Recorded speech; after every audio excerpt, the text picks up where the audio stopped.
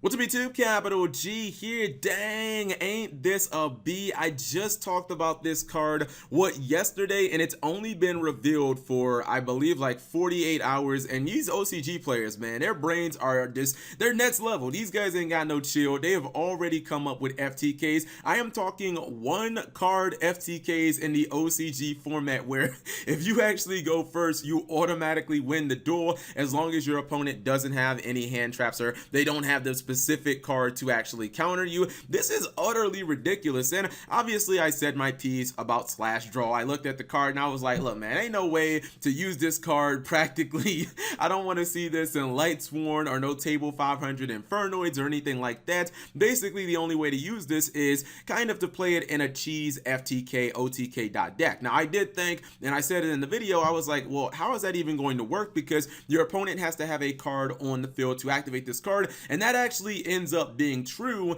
But I didn't think about the fact that there are things like Grinder Golem and Iblee. There are basically ways to force cards on your opponent's side of the field, and obviously that kind of circumvents you being able to not use it turn one.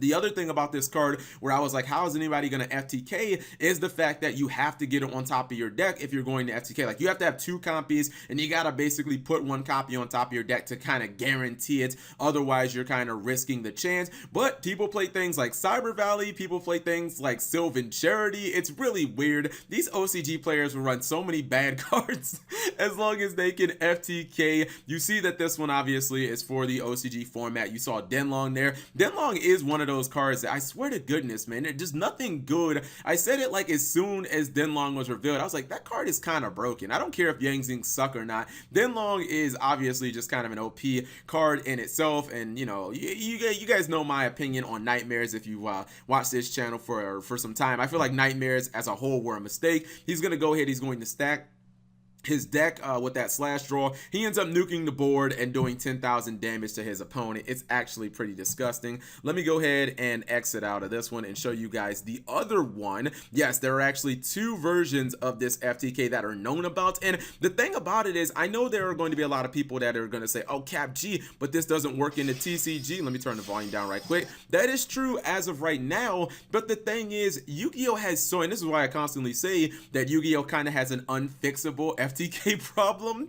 Yu-Gi-Oh has so many cards, I kind of feel like players will find substitutes, especially when you have so many draw cards. Yes, there's Chicken Game in this one, which, you know, obviously is banned in the TCG, but when you have Wonder One and Spellbook of Knowledge and Into the Void and Allure of Darkness and all these other draw spells, Upstart Goblin at 1, I kind of feel like there is a way to potentially do this in the TCG. This player can also stack his deck with Sylvan Charity or a Feather of Phoenix, so there are multiple ways in addition to like Cyber Valley, and it's actually kind of disgusting, but at the same time I can't help but actually be impressed. Like, when a card is revealed and people have already broken the card in less than 24 hours, I don't know if I should be like, damn, that card's broken, or damn, these players are freaking smart. I think I'm leaning towards the players actually being incredibly intuitive and very you know, intelligent, because it takes a lot to kind of figure out these plays and what cards are going to work with this deck. So I just wanted to show you guys that slash draw, you know, we said it was going to be, or at least I said, I'm going to speak for myself here, I said that the card didn't really have any practical applications, and for the most part it still doesn't, but those janky FTKs are actually alive and well, including a one card one. And yes, I 100% believe that there will be TCG versions of an FTK. Just really interesting how quickly people can actually crack these cards. Again, this doesn't really mean much for the TCG. I just thought it would be kind of fun for you guys to see this and get some input. What do you guys think about slash draw now? Does it change your opinion on the card? And for everybody out there who constantly says, you know, the OCG format is better, just understand that the OCG format is literally a breathing, like, it's a breeding ground for FTKs, man. When you have cards like Chicken Game and you've got triple Upstart Goblin, you've got the Denlongs, like, there are so many dirt plays that can live that just cannot exist in the TCG, although I feel like people will find some substitute cards and they'll make a TCG version. Anyways, whatever you guys think of slash draw and its degeneracy, leave it in the comment section below. Thank you guys for watching. As always, subscribe if you have not already. Turn on that notification bell for daily videos.